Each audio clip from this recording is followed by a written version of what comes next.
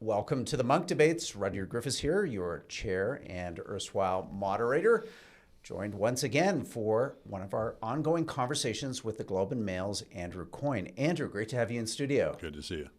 What a fortunate time to have you join us the Tuesday after a big federal election here in Canada. I want to unpack that all, both for our Canadian viewers and listeners, but also for our American friends tuning in.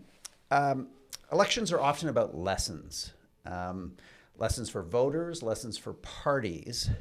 If you had to draw a lesson from this election, from this 36-day campaign, what would it be?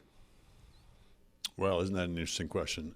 Depends who the lesson would be for, I guess. I suppose one lesson is that existential dread is a pretty powerful motivating force. The Liberals, prior to this election, as recently as 3 months ago, were given up for dead, and with good reason. They were 25 points behind the polls. You would not get anybody giving you any odds that they would be able to pull out of that. But then there's the deus ex machina of Donald Trump threatening the country's very existence in a way that was impossible to ignore. You couldn't just write this off as Trumpian bluster because we just don't know what he's capable of. And so the liberal, it sort of raised the Liberals from the dead. I'm probably mixing my metaphors here, but partly because it distracted attention from subjects they'd rather not talk about, i.e. their record over the last 10 years, but partly because it put the focus onto leadership. There wasn't any instantly recognizable program of action you could take to counter Trump, or not one that there was much disagreement among the parties on. But what you could say was, our guy is better prepared, better ready for this sort of event than your guy is. So Mark Carney, with his experience and his resume and his sort of persona, was a more persuasive to many people combatant than Pierre Poilievre, in part because Mr. Poilievre has made a career out of sounding vaguely Trumpian himself, pitching his appeal to some of the same types of voters, mouthing some of the same rhetoric, et cetera. So it just played to the Liberals' advantage in a number of ways. I mean, invoking fears of the Americans is an age-old trope in Canadian politics. Usually it's pretty discreditable. Usually it's crying wolf.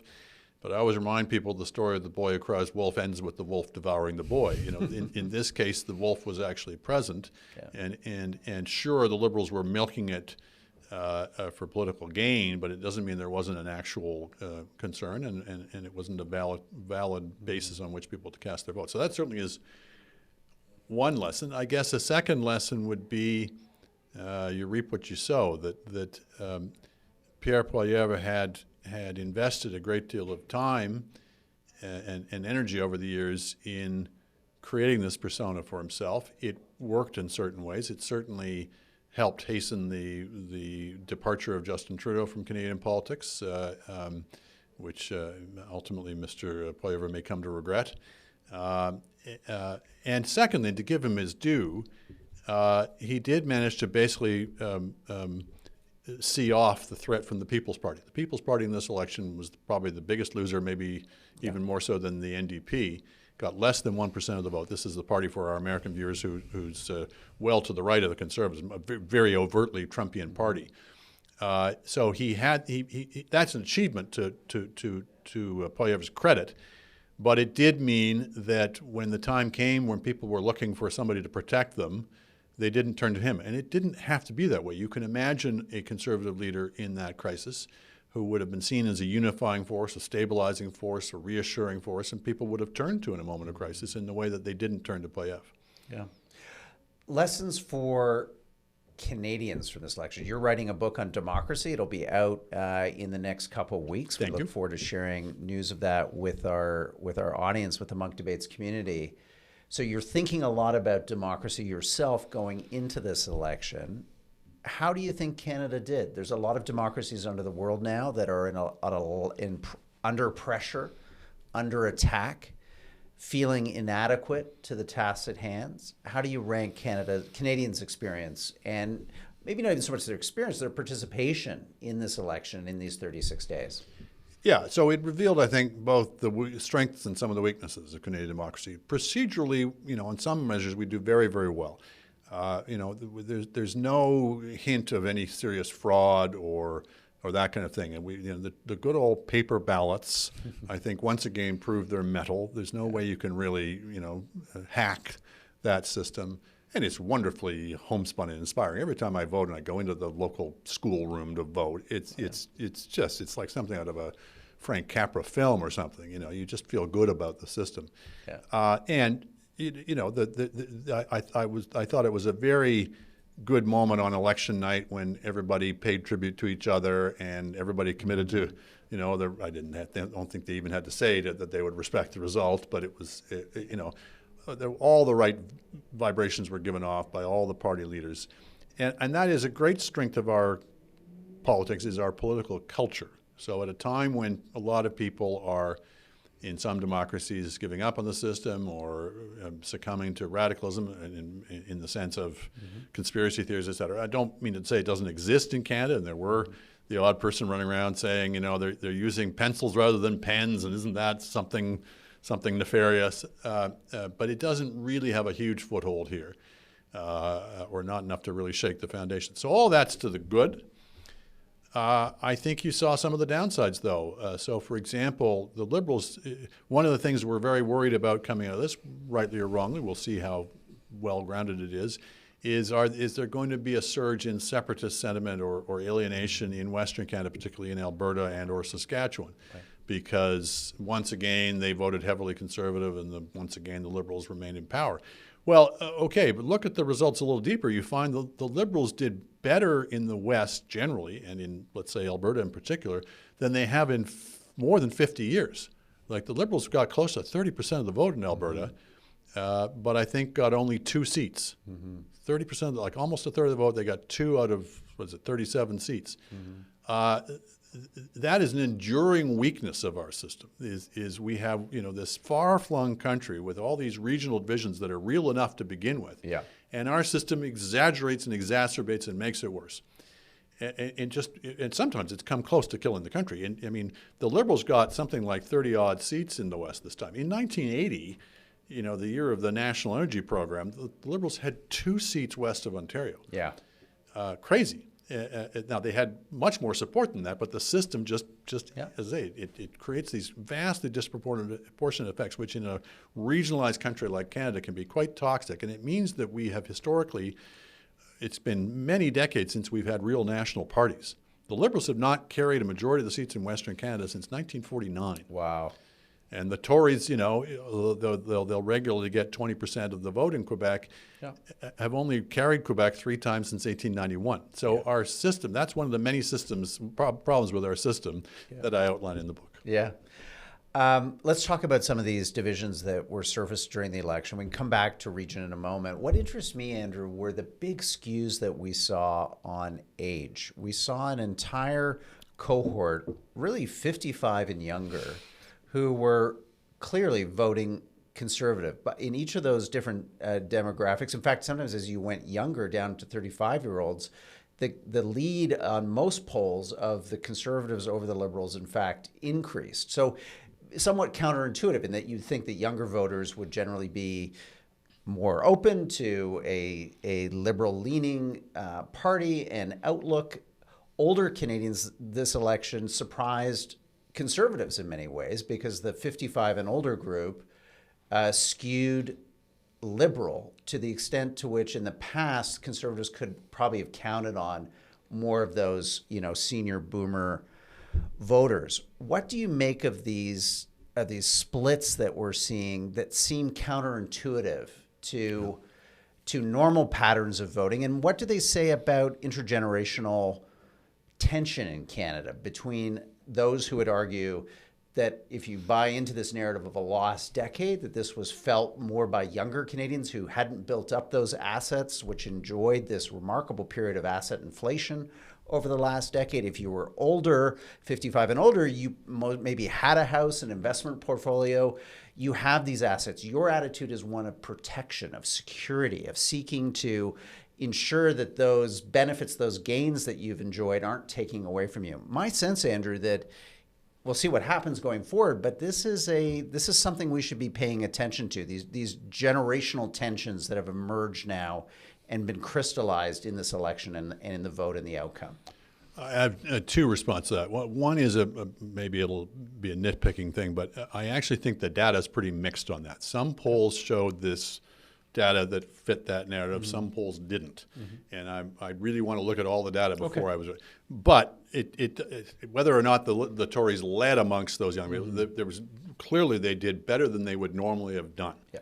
There's clearly an issue, a legitimate issue there. Among Gen Z even. Yeah. So I don't want to take away from that issue, even if the data scaled to be determined, data to be parsed. That's right. Yeah. But clearly the Tories are doing better amongst young people than they would normally have done. Mm-hmm. Clearly an issue there. So there's a legitimate issue there. There's also the degree to which people were exploiting it, and there's different ways you can approach an issue politically. I just want to put parentheses around this. This business of that somebody sees on a photo of a guy of sort of boomer age giving the finger to some people, I think they were from the Rebel or some organization like that, who were harassing him. And obviously not his finest moment, because the picture was distributed by conservative-leaning It became a meme, though, in the final week of the campaign. I'm not sure how spontaneous that meme was. Yeah. I think it was a very deliberate effort. And it was torqued into, he's giving you the finger, you young people. It was basically a hate campaign against boomers, frankly. Yeah. So anytime there's this division in society, I don't care what kind of division it is, if it's regional or racial or what have you, there's responsible ways to approach that and the irresponsible ways. We want people in politics to be trying to bridge these gaps rather than exacerbate them. So second, maybe parenthetical point. But to come back to your point, look, the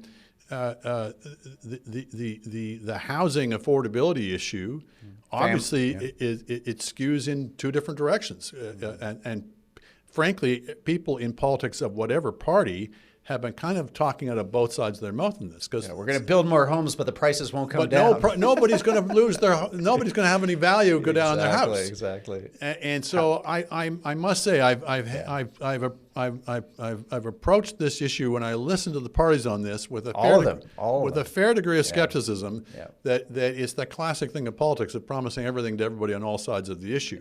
Yeah.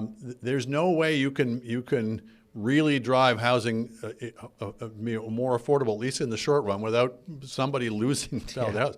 Now, can you do it over a period of time, in which case it's a gentle thing and people have time to plan around it and maybe not get into the situation that many people were of using their house as an ATM and banking on it, always increasing in value? That's obviously not a sustainable situation. But if you're not going to just basically pull the rug out from under their feet, it's going to be gradual, in which case you're not delivering a whole lot of assistance in a hurry to the younger cohort. So it's a problem from hell, frankly. Anybody who claims there's a simple or quick fix to it, I think, is talking through their hat. Yeah. But clearly, part of the solution's got to be, over time, is building a lot more housing. The other thing I'll just say on this is there's been a lot of blaming of immigration. I don't say people have been blaming immigrants, but blaming immigration as being that this is the be-all and the end-all of it. And there's no doubt that the government let immigration kind of get out of control, frankly. I'm in favor of high but controlled immigration. But look, we had population growth as rapid in the 50s and 60s. We didn't have housing shortages. Why? Because we were building a lot more housing. The problem to me is not too many people. It's too few houses. We're still building today. We're still building fewer houses annually than we did in the 1970s when the population was whatever it was, 2/3 or a half of what it is now. So that's the issue to me and I'm glad to see people focusing on it. And frankly, the immigration issue has performed us the signal service of actually getting people to pay attention to this issue. We've made more progress in tearing down barriers to housing construction in the last 6 months than we have in 16 years before that. Let's talk about two other divisions. Angry young men who seemed overwhelmingly, maybe the angry is pejorative on my part, but young men who were overwhelmingly going conservative, and a deep gender split with women at 2-1 and most demographic cohorts walking away from the Conservative Party. This is remarkable to me too, that we've reached a moment where gender is so polarizing in terms of political preference. Was this just a one-off, Andrew? Was it the unique set of characters and maybe some policies, or are we seeing something which we know is happening in society, that women are outperforming men, they are succeeding in a knowledge-based economy, they are more versatile, frankly, in adapting to the types of changes that this economy and other advanced economies have gone through in the last decade, whereas a lot of men feel left behind, and many of them demonstrably are. Yeah. Well, this was the other point I was going to make about the age thing. It's not young people going to the Conservatives, it's young men. Mm-hmm. Young women are not going to the Conservatives. And I think anytime there's a gender gap like that, it cuts both ways. How much of that is, and this is similar to the Trump phenomenon, how much of that is actually economically based and how much of that is culturally based is an interesting question. Yeah. I think a lot of it is, as I say, you can phrase this in either direction. The left has not found a language, has not cared to find a language in recent times that speaks to young men. Yeah. I think a lot of young men feel like the culture is basically hostile to them, that they're being villainized and talked down to and blamed for everything. And it isn't to say that there aren't, issues that young men and men in general need to think about and need to adjust on. And we've all had grounds to think about that in recent years.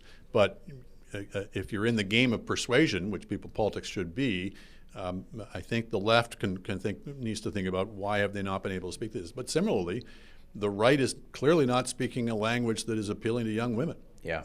And so to me, it's more about how people are perceiving how they're being approached or not approached. Are they being treated with respect? Are they being approached and appealed to in a way that suggests that you would like their votes, or maybe or are going they being on, left to one side? Yeah, going on Jordan Peterson's show is not a great way to cultivate female voters. There was a lot of mistakes made in this. I mean, to be fair to Poilievre, and certainly he was playing up this angle, the Conservatives did very well by some measures in this election. They got 42% of the vote. That's historically high in recent times for the Conservatives. A lot more seats. Increased their seats. But when you compare to where they were and what they could have been, I mean, the other way to put that is, given how badly the Liberals had alienated so much of the public, winning that many seats was a bit like falling off a log. The question they really need to be asking themselves is, why isn't Pierre Poilievre Prime Minister today? Yeah. And there were a lot of mistakes. So much of the campaign focused on him when it was clear that he was a liability, a net liability for the party compared to Mark Carney. The degree to which they still seem to be running a front-runner campaign, playing peekaboo with the media and that kind of thing, when it was clear they weren't the front-runners anymore. No. The inability, it seemed, to come to terms with the fact that the Trump factor had completely turned the campaign upside down, that it wasn't going to just be about affordability. Now, to be fair to them, in the latter part of the campaign, as Trump receded, they got a bit more oxygen for that message, and that's why they closed the gap, I think, in the last couple of weeks. But the failure to come to grips with that in the first weeks of the campaign, I think, was just, I don't understand it. It's either hubris or you're just frozen in the headlights and you can't think of another way of approaching it. But, there's going to be a lot of questions, and I think rightly so, about whether Poilievre is the right leader for the party. On election night, he was saying, I'm not going anywhere, and nobody wanted to challenge him. But I think there's a lot of discontent, first of all, amongst people who thought they had this election in the bag and saw their leader and the strategy endorsed by the leader screw it up. And secondly, there are broader divisions in the party that you saw on election night. So Poilievre gave a very statesmanlike speech himself. Yeah. But one of his lieutenants, Jamil Jivani, and I can't imagine this would have been just spontaneous and on his own initiative, spent most of election night attacking Doug Ford, the Premier of Ontario, and all that Doug Ford represents within the party. And the Ford people and the people who are sympathetic to Ford or sympathetic to that kind of conservatism are unlikely to take that lying down. So I think if anybody thinks, oh, it's fine, he did better than he might, it wasn't the worst case scenario that it looked like in the middle of the campaign, I think there's more reckoning to come. I think he's greatly weakened as a leader as a result of this. I think That first caucus meeting after the election is going to be very interesting. Yeah. And again, not to get too in the weeds, the but Reform that's Act. where they vote whether Yeah. or not to assume the powers that are Yeah. granted to them under the Reform Act, amongst which powers is to dismiss the Yes. leader. And I would By imagine secret ballot. caucus members who are some of them furious at the way the campaign was conducted will, at the very least, will be reading him the Riot Act about you need to change your messaging. Again, with the but with the decline of the People's Party to less than 1% of the vote, which you can credit in some parts to Pierre Poilievre, I think he's got some room now. If part of what was driving this kind of Trumpian populist Sure. message was trying to keep the People's Party from breaking out, mission accomplished. Now it's time to go after Mr. and Mrs. Normal Canadian.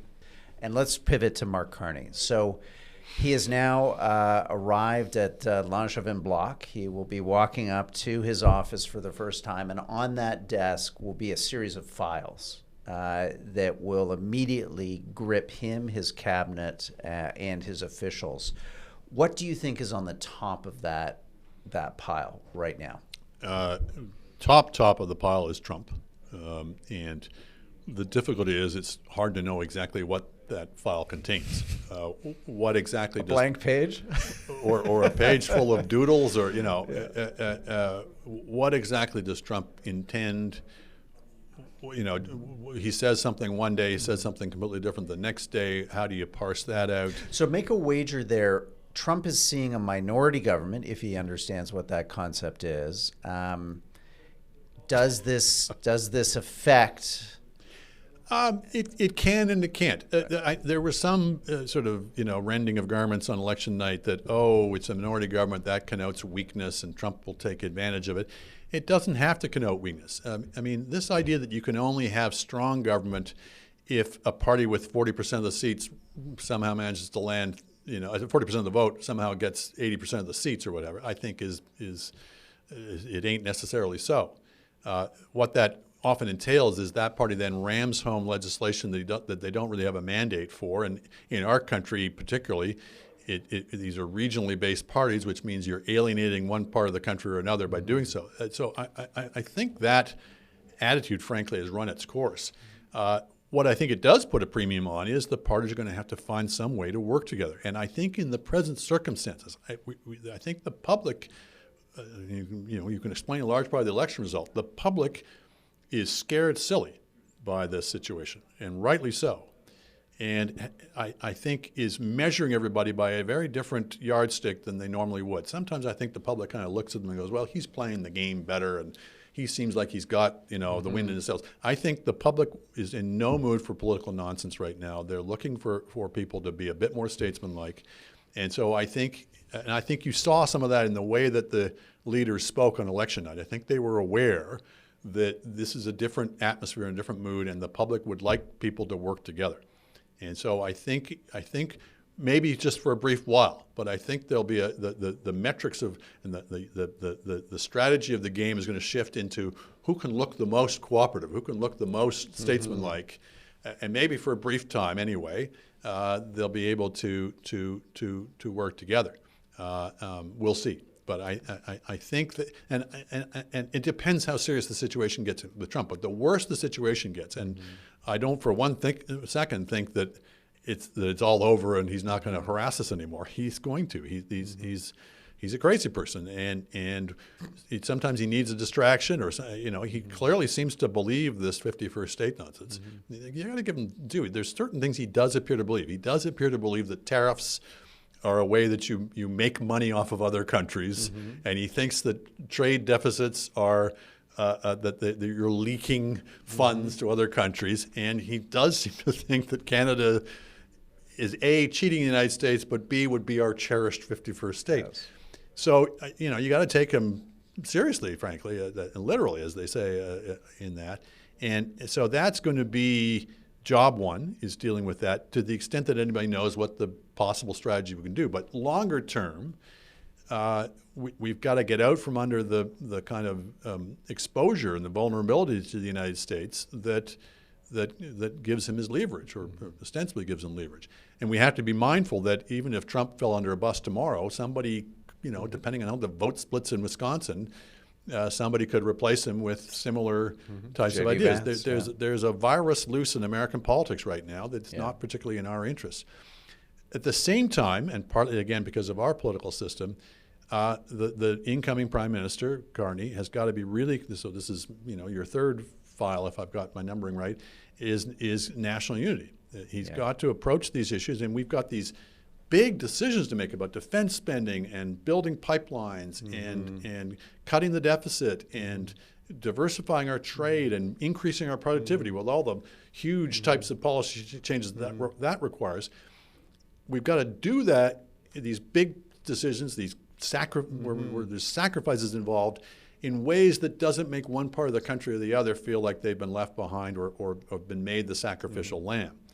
And that's going to tax everybody's ingenuity and diplomacy and political art. So here's this guy, Carney, who's not a career politician, was a rookie, I think showed both his inexperience on occasion during the campaign, but also showed a certain, I find this slightly distressing, but a certain native cunning for politics. But he's going to have to learn and deploy those skills to his utmost if he's going to be able to square that circle of making big policy changes, some of them painful policy changes, in ways that don't just make the country more divided than ever. Just to connect those two dots as we wrap up this conversation, do you have a concern, Andrew, that the president does understand maps? He seems to especially like colored maps. We now have a colored map in Canada that has an awful lot of blue in Western Canada and an awful lot of red in Central and Eastern Canada. Does Trump, whether Carney likes it or not, connect the national unity file with the 51st state file? And the rhetoric about the 51st state pivots from Canada being part of the 51st state to Alberta and Saskatchewan. Why not add British Columbia so that we have a contiguous landmass from Alaska down to California? And we'll call this, the great Puerto Rico of the North. Well, there's no doubt that some version of that is something that I wouldn't be surprised at all if Trump tries to play that kind of card. I think he'd have a hard time getting BC, looking at the vote pattern, to go the same way. But again, they didn't get the seats from it, but the Liberals did get 30% of the vote in Alberta. So it's a little harder than it might have been in the past to say, Albertan wants nothing to do with either Canada or the current federal government. And it's certainly it's fantasy land to think that you could actually separate from Canada. People who even talk about that, I don't think have given the first second thought to how impossible that is to actually do. And secondly, to then join the states. It's fantasy land politics. But unfortunately, there's a certain constituency within Alberta, and to some extent within Saskatchewan for that. I think it is a small minority. I think that the polling data is pretty clear on that. But it's got the ear, unfortunately, of the Premier of Alberta, who is very much of the Trumpian mold, who sometimes descends into fantasy herself. And she certainly put everybody on notice that she would like to exploit that particular undercurrent and that capacity for people to make trouble to try to press her demands for policies that she'd like to see shifted. That is not a particularly creditable way to pursue policy differences in this country. It's one, unfortunately, that we've indulged for far too long with regard to Quebec. We never should have, and we're now going to pay. We paid a large price for it with Quebec, basically 50 years of trouble with Quebec, and I fear we're going to pay another price for it now because Albertans of that persuasion can, with some justice, can say, well, you were willing to talk to Quebec in that way. Why won't you? If you're willing to, pay ransom when they made threats, why won't you pay ransom when we make threats? And so, again, I think we're going to have to handle that deftly and complete the work that was begun with the Clarity Act. I'm not saying it's going to be easy or quick, but basically the message of the Clarity Act that I think a lot of Quebecers consciously or unconsciously absorbed was, this is not actually doable. This is not actually happening. We can discuss a lot of things about how the Federation can work in different ways, but we're not talking about separation. Yeah. Final question, Andrew. if you look at what Mark Carney has done and what the Liberal Party has done, they, in a sense, have assembled a new and powerful coalition. We'll see how enduring it is, but they've taken a large portion of votes from the NDP, in a sense, continuing a process that had been started under Mark Carney's predecessor, Justin Trudeau, to begin to kind of mow the proverbial orange grass of Canada's left-leaning party. They've also won a significant number of seats in Quebec, including, regions of Quebec, for those listeners and viewers who are familiar with the province. I mean, in the Eastern Townships, Sherbrooke, Magog, places which, had been held by the Bloc for a number of decades now. How do you think Carney is going to square what I think you're absolutely right about, the necessary requirement for some bold moves on the part of the federal government to do things that will be very disruptive of both regional and different types of vested interests in the country, when the Liberal Party itself is a coalition that now has a significant portion of voters who are not into the Mark Carney, who's the Goldman Sachs banker, the former head of Brookfield, a significant portion of quite a strong Quebec caucus in the Liberal Party, who will have very different views on energy and pipelines and the proper role of the Federation and the federal government's role in the Federation. I worry about these things, Andrew. Maybe I'm getting ahead of myself, but I wonder what your thoughts are as we wrap up. Yeah, I mean, in politics, you're trying to expand the tent, but not so far as that the tent collapses in on itself. And I mean, in a sense, you could say it might be a good thing that he only won 168 seats rather than 200 and some odd seats. I mean, that was the worst thing that ever happened to Brian Mulroney, for example. He had too large a coalition, and it turned out to be combustible. So he has both the advantage and the difficulty that in the course of this campaign, I think a lot of people saw in Mark Carney what they wanted to see. If they were blue liberals, they could say, aha, he's a former banker, he's just like me. And if they were environmentalists, they could say, oh, he cares about the environment, he's just like me, and so on and so forth. And when you start governing and you have to make choices, you start to disappoint some of those people. You can't, in the end, be all things to all people when it comes to policy. I think this was a very strange election, and so yes, they were able to take a lot of votes from the NDP. They pursued the age-old Liberal strategy of telling the NDP voters, you can't vote for the New Democrats, you have to vote for us to stop the Conservatives. And Poilievre gave them the perfect foil in that regard. Certainly Trump did. The question is, and so we got this extraordinary election where more than 80% of the vote went to the two major parties, which has not happened since 1930. It has not happened since that they both got over 40% of the vote. The question is that a long-term thing? Is Canada moving to a two-party system? And I'm a skeptic of that. Okay. I'm a skeptic of that because tribal loyalties in politics run deep, even in this country where not much of the population actually belong to parties, which I'm coming to believe is a strength. But even so, the brand, if you will, of the New Democrats, just like the brand of the Liberals, these parties have been counted out before, as the Conservatives have been. Each party's gone through a cycle where they have historically bad results. People go, they can't possibly recover from this. I mean, the New Democrats in the early 90s, for example, were flat in their backs. This is obviously the worst result they've ever had. But I'm a skeptic that means that they are done for. I think there's reasons why these parties have endured over the years, that they offer people an identity and a set of policies that is separate and distinct from the Liberals, and so my bet would be that these parties are going to endure, that we're not going to go to a two-party system. But I'll stand to be proven wrong. But the other thing that contributes to that is region. If a party can clump its vote regionally in some way, shape, or form because of first past the post, they can get disproportionate results and they can survive to fight another day. So we'll see. But my bet would be against the two-party thesis. But I'll stand to be proven wrong.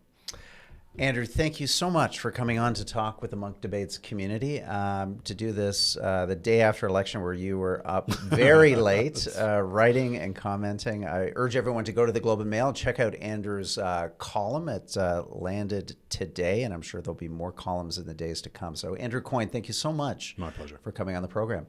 Ladies and gentlemen, that's it. We hope you've enjoyed this video and audio version of the Munk Debates in conversation with Andrew Coyne. We're going to keep at this as long as Andrew is game, and I know you're really enjoying these conversations. We're seeing all your comments, all the video views and podcast downloads. So please share the links, bring more people into the Munk Debates community. We're about civil and substantive conversation, discussion, and debate, and we need you to make sure that these types of conversations can continue. So please check out our website, www.themonkdebates.com. You can join as a supporter for as little as $50 a year. We'll talk to you again soon. Until then, bye-bye.